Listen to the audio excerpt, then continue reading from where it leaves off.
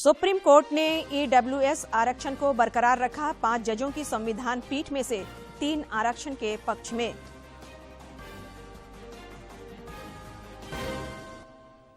मुख्यमंत्री ने जमशेदपुर में आपकी सरकार आपके द्वार कार्यक्रम में 2341 करोड़ की 230 योजनाओं का किया उद्घाटन और शिलान्यास, परिसंपत्तियों का भी वितरण। सुप्रीम कोर्ट से मुख्यमंत्री हेमंत सोरेन को राहत। झारखंड हाईकोर्ट में दायर पीआईएल सुनवाई योग्य नहीं, मुख्यमंत्री ने कहा सत्यमेव जयते। और राष्ट्रपति के 15 नवंबर को खूंटी आगमन को लेकर केंद्रीय मंत्री अर्जुन मुंडा की अध्यक्षता में हुई बैठक, पार्टी कार्यकर्ताओं को भूमिका सुनिश्चित करने का दिया निर्देश।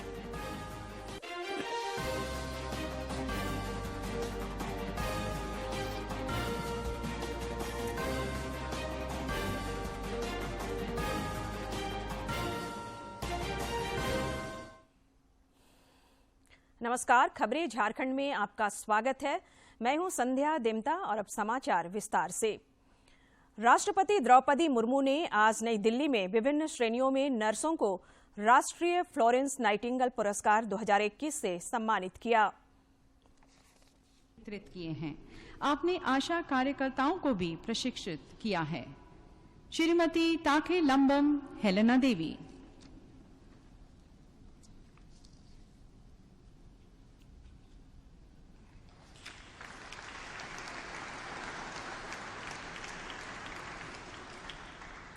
Shrimati Victorian Nesimili, nurse, office of the directorate of health services, Shillong, Meghalaya. आपने विभिन्न केंद्रों पर पल्स पोलियो बूथ, प्रसव पूर्व क्लिनिक और शल्य चिकित्सा कक्ष के कामकाज की स्थापना की है।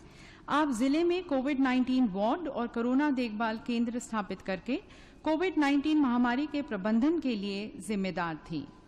श्रीमती विक्टोरियन नेसिमिली।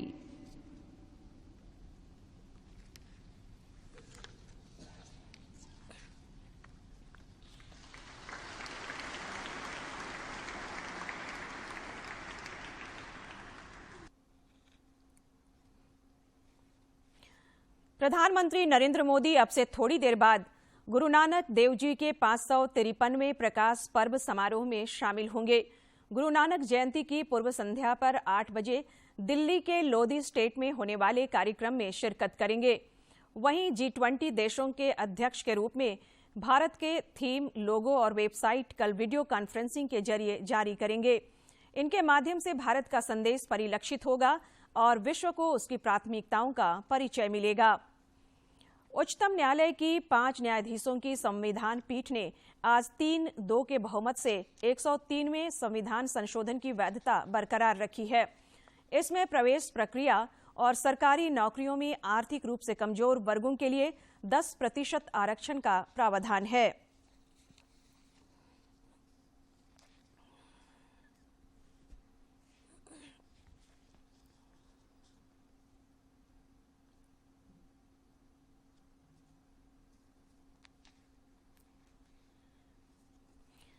मुख्यमंत्री हेमंत सोरेन ने आज जमशेदपुर को 2341 करोड़ रुपए से अधिक की 230 योजनाओं की सौगात दी।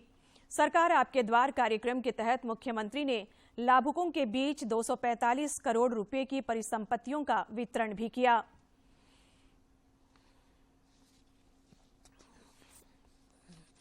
आपकी योजना, आपकी सरकार, आपके द्वार कार्यक्रम के दूसरे चरण में जमशेदपुर में आयोजित कार्यक्रम को संबोधित करते हुए मुख्यमंत्री हेमंत सोरेन ने विपक्ष को आड़े हाथों लिया। उन्होंने कहा कि जिस भ्रष्टाचार को लेकर विपक्ष प्रदर्शन कर रही है, सुप्रीम कोर्ट ने उसे खारिज कर दिया है। वो कहीं न कहीं ऐसा लगता है कि जो विपक्षियों ने 20 साल चलाए हैं इस राज्य को, उसमें ना कभी गांव में, ना किसानों को, ना मजदूरों को, ना बूढ़ा बुजुर्गों को, ना हमारे छात्र छात्राओं के प्रति उनकी कोई संवेदनाएं रही। मुख्यमंत्री ने परिसंपत्तियों का वितरण करते हुए कहा कि दुर्गम क्षेत्रों में रहने वाले लोगों के लिए सरकारी महकमों तक पहुंचना आसान नहीं था। अब सरकार उन तक खुद पहुंच रही है। बिल्कुल उस वक्त से जो आज का समय है, बिल्कुल भिन्न है। और आज वही पदाधिकारी, वही कर्मचारी, कोई मोटरसाइकिल में, कोई ट्रैक्टर में, कोई गाड़ी में, कोई पैदल, उन सब जगहों पर जा जा करके आपके दरवाजा में शिविर लगाने का काम कर रहा है, आपके प्रखंडों में शिविर लगाने का काम कर रहा है। मुख्यमंत्री ने कहा कि राज्य की भौगोलिक स्थिति को देखते हुए सरकार द्वारा उठाया गया यह कदम काफी लोकप्रिय हो रहा है। उन्होंने कहा कि हमने जो योजनाएं बनाई हैं, उससे राज्य के ग्रामीण अर्थव्यवस्था को बल मिलेगा। और हमने इस बार जो योजना हम लोगों ने बनाई है, उस योजना में मुख्य बात यह है कि हम आज ग्रामीण अर्थव्यवस्था को मजबूत करना चाहते हैं। हमारे ग्रामीण क्षेत्र में रहने वाले लोग पैरों पर कैसे खड़ा हो, ये हमारा मुख्य उद्देश्य है। आपकी योजना, आपकी सरकार, आपके द्वार कार्यक्रम के दूसरे चरण की शुरुआत 1 नवंबर से हुई है। 14 नवंबर तक चलने वाले इस कार्यक्रम के तहत विभिन्न जिलों के प्रखंडों में शिविरों का आयोजन कर आवेदन लिया जा रहा है। आपकी योजना, आपकी सरकार, आपके द्वार का दूसरा चरण पूरे राज्य में 14 नवंबर तक चलाया जा रहा है। इस कार्यक्रम की जागरूकता को लेकर जिला प्रशासन द्वारा विशेष अभियान भी चलाया जा रहा है। लातेहार जिले के सुदूरवर्ती क्षेत्रों में जागरूकता वाहन के माध्यम से आम जनों को जागरूक किया जा रहा है। लोगों से यह अपील की जा रही है कि वे पंचायत स्तरीय शिविर में उपस्थित होकर योजनाओं का लाभ लें।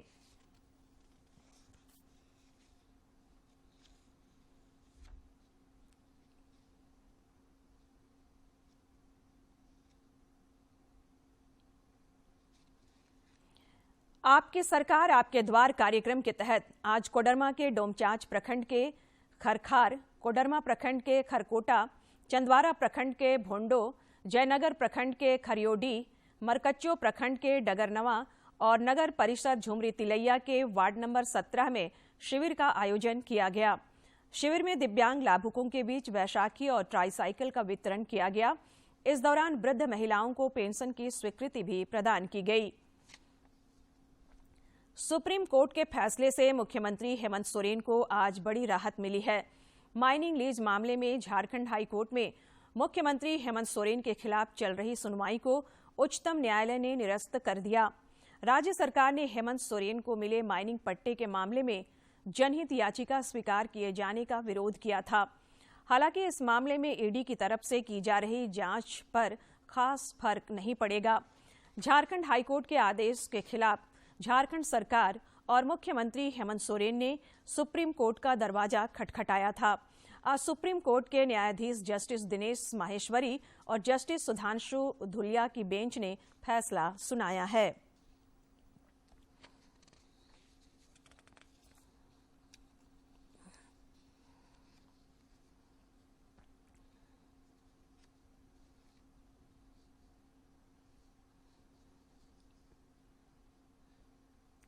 है।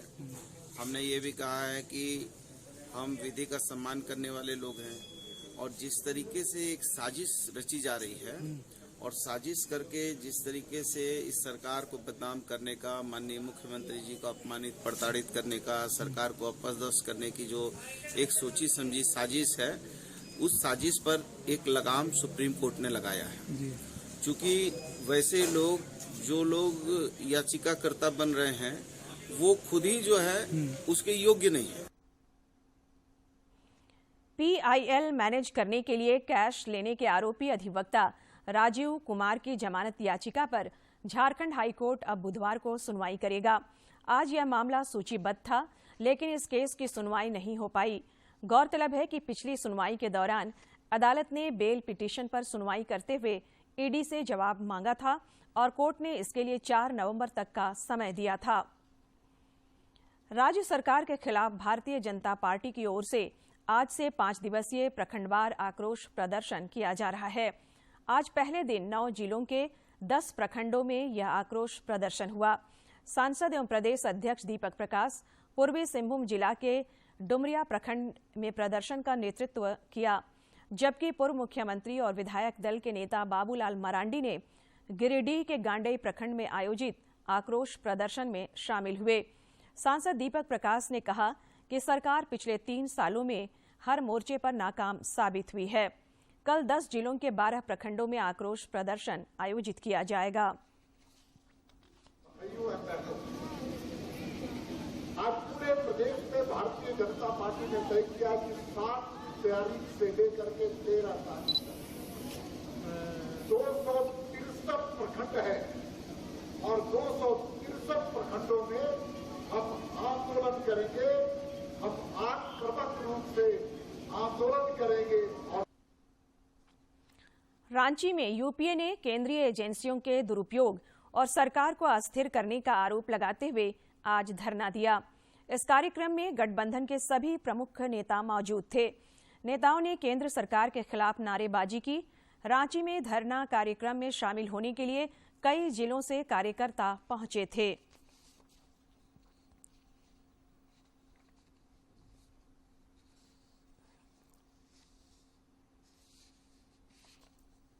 चल रहा है और चलेगा। लोगों में भ्रम की स्थिति पैदा किया जा रहा है कि सरकार नहीं रहेगी, सरकार गिर जाएगी। माननीय सरकार किसी का निर्वाचित सरकार है, इसलिए साथियों राज्य सरकार को सुरक्षा कवच प्रदान करने के लिए महागठबंधन ने राष्ट्रपति से गुहार लगाई है। महागठबंधन में शामिल दलों ने इस संबंध में राष्ट्रपति को एक पत्र लिखा है।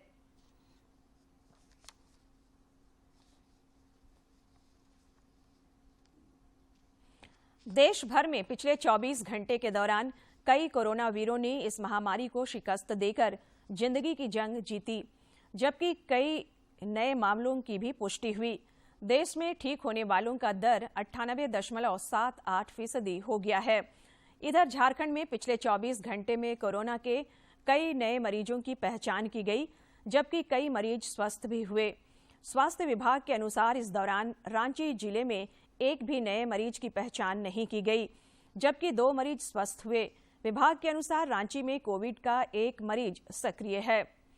कोविड के खिलाफ जारी जंग में टीकाकरण अभियान भी तेज गति से जारी है। केंद्रीय स्वास्थ्य मंत्रालय के ताजा आंकड़ों के अनुसार देश में अब तक 2,19,72,00,000 से अधिक कोविड रोधी टीके लगाए जा चुके हैं। कल से राज्य भर में अग्निवीर वायु का रजिस्ट्रेशन शुरू होगा, जो 23 नवंबर तक चलेगा। इस सिलसिले में विंग कमांडर ए प्रदीप रेड्डी और कॉर्पोरल हरिओम तोमर ने आज गुमला और लातेहार जिलों के उपायुक्तों से मुलाकात की। इस दौरान विंग कमांडर ने ज्यादा से ज्यादा युवाओं को इस प्रक्रिया में शामिल होने के लिए जिला प्रशासन से आग्रह किया। लोहरदगा सदर अस्पताल में प्रधानमंत्री टीबी मुक्त अभियान एवं प्रधानमंत्री निक्षय पोषण योजना के तहत यक्ष्मा रोगियों को पोषण एवं अन्य सहायता वितरित की गई। उपायुक्त डॉक्टर वाघमारे प्रसाद कृष्ण ने इस अवसर पर कहा कि टीबी मरीजों को दवा के साथ पोषणयुक्त भोजन भी जरूरी है। उन्होंने बताया कि मरीजों के इलाज के दौरान यह पोषण आहार हर महीने दिया जाता रहेगा। 15 नवंबर को राष्ट्रपति द्रौपदी मुर्मू के आगमन को लेकर जनजातीय मामलों के केंद्रीय मंत्री अर्जुन मुंडा ने आज खूंटी में भाजपा कार्यकर्ताओं के साथ बैठक की। इस दौरान उन्होंने कार्यकर्ताओं से अपनी भूमिका सही ढंग से निभाने का निर्देश दिया। जनजातीय मामलों के केंद्रीय मंत्री अर्जुन मुंडा ने बैठक को संबोधित करते हुए कहा कि आजादी के 75वें वर्ष में जनजातीय गौरव दिवस के अवसर पर राष्ट्रपति का आगमन झारखंड में होना यहाँ के लोगों के लिए गौरव की बात है। खूंटी के लोग क्या दिखाना और खूंटी के लोगों का दायित्व कौन निभाना। तो सवाल इसका ये नहीं कि हम वीडियो का करें, सवाल इसका ये नहीं कि कार्यक्रम, सवाल इस बात का है कि हमारा पाथेय क्या है। सवाल इस बात का है कि हम अपने लक्ष्य में कैसे आगे बढ़ रहे हैं और उस लक्ष्य के दृष्टि से हमारी परिपक्वता कितनी है। खूंटी सांसद सह केंद्रीय मंत्री ने कहा कि पहली बार खूंटी की धरती पर किसी राष्ट्रपति का आगमन हो रहा है। ऐसे में उनके स्वागत को विशेष तैयारी की आवश्यकता है। क्योंकि राजनीतिक कार्यकर्ता तो हम नहीं, लेकिन समाज क्षेत्र में रहने के कारण सामाजिक दायित्व ज्यादा होता है। तो सामाजिक दायित्व के दृष्टि से जो व्यवस्था है देश की, उस व्यवस्था में हमारी भूमिका क्या होगी और उसे किस ढंग से देखा जाना चाहिए, ये विचार करके सही ढंग से दायित्व बोध के साथ हम चीजों को कैसे आगे बढ़ाएं। और बैठक के पूर्व केंद्रीय मंत्री ने भारत माता समेत जनसंघ के संस्थापक डॉक्टर श्यामा प्रसाद मुखर्जी और दीनदयाल उपाध्याय के चित्रों पर श्रद्धा सुमन अर्पित किए।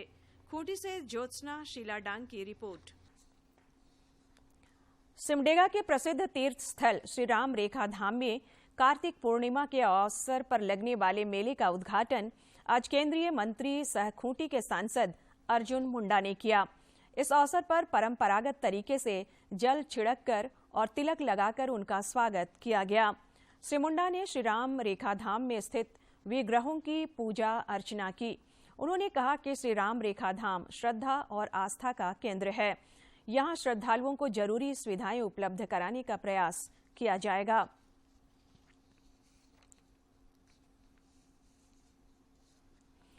केंद्र के स्वामित्व योजना के तहत प्रॉपर्टी और संपत्ति कार्ड की योजना को झारखंड में लागू नहीं करने और 5वीं अनुसूची पेशा कानून CNT SPT एक्ट कानून का उल्लंघन कर राज्य में बनाई गई भूमि बैंक को रद्द करने की मांग को लेकर खतियान जमीन बचाओ संघर्ष मोर्चा ने आज रांची स्थित राजभवन के समक्ष धरना दिया।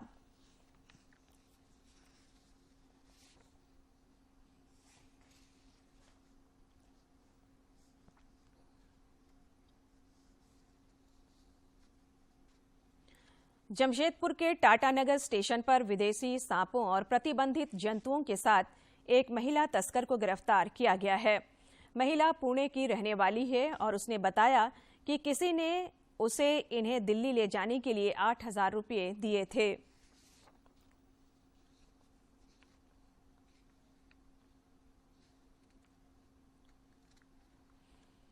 रांची के सदर थाना क्षेत्र में देर रात उस वक्त अफरा तफरी मच गई जब कोकर स्थित डिस्टिलरी पुल के पास स्थित कबाड़ी दुकान में अचानक से आग लग गई। कबाड़ी दुकान में ज्वलनशील सामान होने के कारण आग की लपटें तेजी से फैल गई। देखते ही देखते आग की चपेट में कई वाहन भी आ गए। काफी मशक्कत के बाद इस आग पर काबू पाया गया।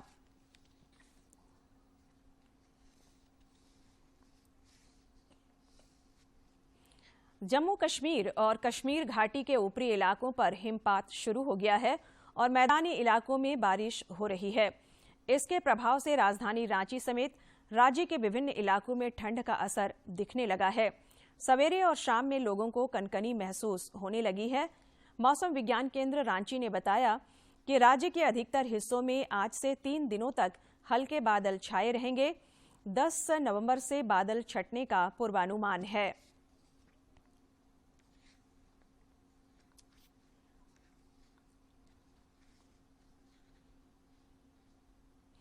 और अब एक नजर डालते हैं प्रमुख शहरों के आज के तापमान पर। राजधानी रांची का अधिकतम तापमान 27.4 और न्यूनतम 17 डिग्री सेल्सियस रिकॉर्ड किया गया।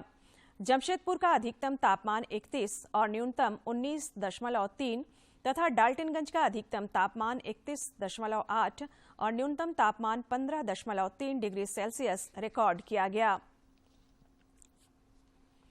राज्य में कल चंद्र ग्रहण की स्थिति बनेगी। आंशिक चंद्र ग्रहण दोपहर 2:39 से शाम 6:19 तक रहेगा। खगोल विज्ञान केंद्र ने बताया है कि 8 नवंबर को घटित होने वाला पूर्ण चंद्र ग्रहण भारत के सभी स्थानों से चंद्रोदय के समय देखा जा सकेगा। हालांकि ग्रहण की आंशिक एवं पूर्णावस्था का आरंभ भारत में किसी भी जगह से नहीं देखा जा सकेगा, क्योंकि यह घटना भारत में चंद्र उदय से पहले ही शुरू हो चुकी होगी। चंद्र ग्रहण का सूतक 6 घंटे पहले लगेगा, जिसको लेकर आज बाबा मंदिर में श्रद्धालुओं की भारी भीड़ उमड़ी। और अब कुछ खबर राज्य के विभिन्न जिलों से।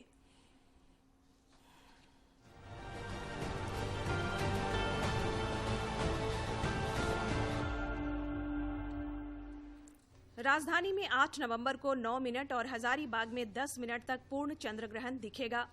रांची में चंद्रोदय का समय शाम 5:03, वहीं हजारीबाग में शाम 5:02 है। इसके बाद आंशिक ग्रहण की स्थिति शाम 6:19 तक देखा जा सकता है।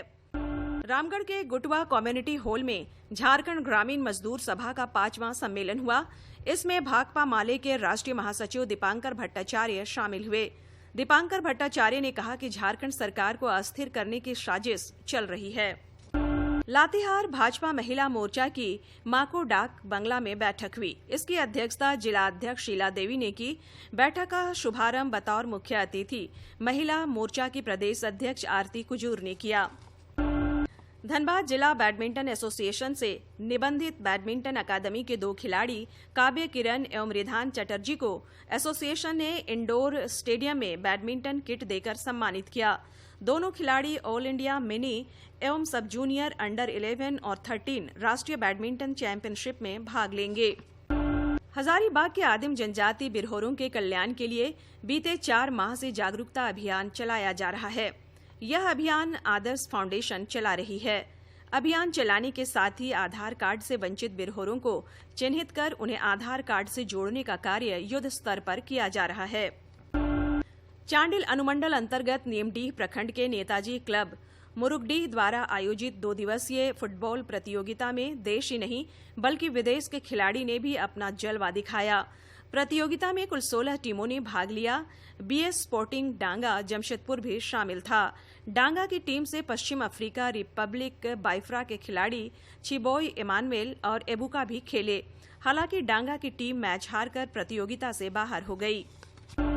साहिबगंज के जिरवा बाड़ी थाना क्षेत्र के मजहर टोला मस्जिद के पास भी 2 गुटों की मारपीट में आधा दर्जन से अधिक लोग घायल हो गए। दोनों परिवार के बीच 2 साल से पुराना विवाद चल रहा था। घायलों में 2 की हालत गंभीर बताई जा रही है। गिरिडीह के बिरनी थाना क्षेत्र के पडरमनिया गांव के कुएं में 6 वर्षीय बच्चे का शव मिलने से गांव में कोहराम मच गया। जानकारी मिलने के बाद बिरनी थाना पुलिस भी घटनास्थल पर पहुंची। मृत बच्चे की पहचान रंजीत गोस्वामी के बेटे नरेश गोस्वामी के रूप में हुआ है। चतरा के हंटरगंज थाना क्षेत्र के प्रतापपुर मोड़ के पास से पुलिस ने अंतर्राज्यीय अफीम तस्करों के खिलाफ कार्रवाई करते हुए 2 किलो 30 ग्राम अफीम व तस्करी का 1 लाख रुपये के साथ गिरोह के 3 तस्करों को गिरफ्तार किया है।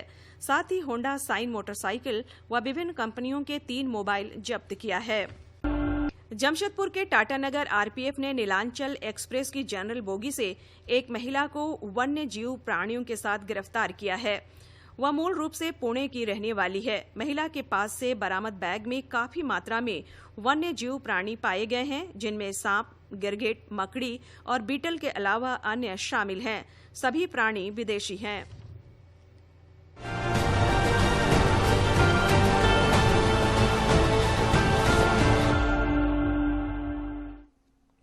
और अब देखते हैं क्यों खास है इतिहास में आज का दिन।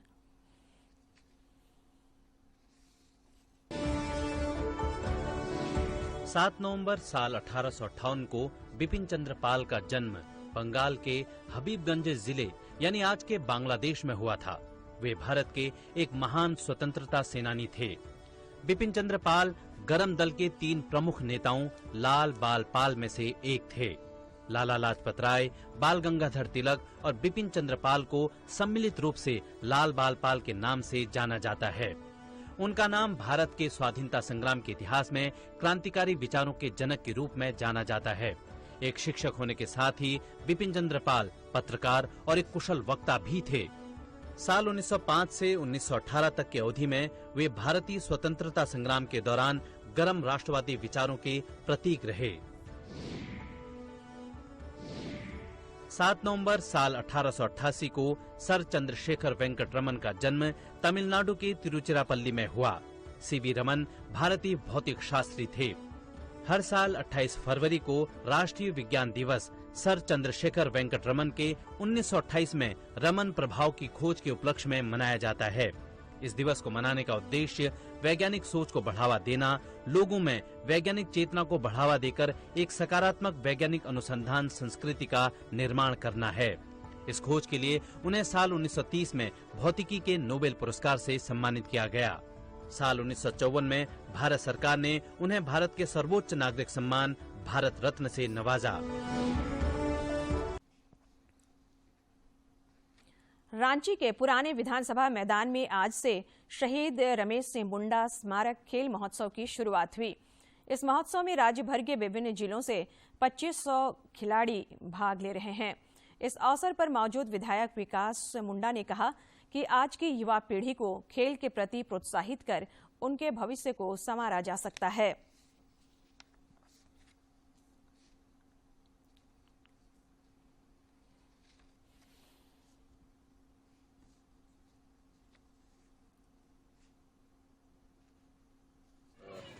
पिताजी स्वर्गीय रमेश सिंह मुंडा जी जन्म दिवस के अवसर पर ये कार्यक्रम आयोजित किया जाता है। लेकिन इस तरह के भव्य कार्यक्रम का ये दूसरा वर्ष है। आईसीसी टी20 क्रिकेट विश्व कप के सेमीफाइनल मुकाबले तय हो गए हैं। पहले सेमीफाइनल में बुधवार को सिडनी में न्यूजीलैंड का सामना पाकिस्तान से और बृहस्पतिवार को दूसरे सेमीफाइनल में एडिलेड में भारत का सामना इंग्लैंड से होगा। चारों टीमें लगभग तय और अब नॉकआउट मैचों का स्केड्यूल भी साफ हो गया। पहले ग्रुप में न्यूजीलैंड और इंग्लैंड की टीम सेमीफाइनल में पहुंची है। वहीं दूसरे ग्रुप से भारत और पाकिस्तान ने सेमीफाइनल में जगह बनाई। दोनों ग्रुप की अंक तालिका में शीर्ष पर रहने वाली टीमें दूसरे ग्रुप में दूसरे स्थान पर रहने वाली टीमों के साथ सेमीफाइनल मैच खेलेंगी। इस स्थिति में पहला टूर्नामेंट जो है उसका अगर पहले सेमीफाइनल का जिक्र करें तो वो 9 नवंबर को होगा न्यूजीलैंड और पाकिस्तान के बीच। वहीं दूसरा सेमीफाइनल मुकाबला भारत और इंग्लैंड के बीच। दोनों सेमीफाइनल के विजेता जो टीमें हैं वो 13 नवंबर को मेलबर्न क्रिकेट ग्राउंड पर फाइनल मैच खेलेंगी। और अब आखिर में मुख्य समाचार एक बार फिर।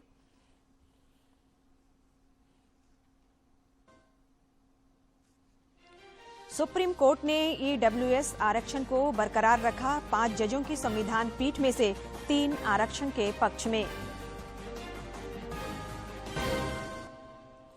मुख्यमंत्री ने जमशेदपुर में आपकी सरकार आपके द्वार कार्यक्रम में 2341 करोड़ की 230 योजनाओं का किया उद्घाटन और शिलान्यास। परिसंपत्तियों का भी वितरण। सुप्रीम कोर्ट से मुख्यमंत्री हेमंत सोरेन को राहत। झारखंड हाईकोर्ट में दायर पीआईएल सुनवाई योग्य नहीं। मुख्यमंत्री ने कहा सत्य में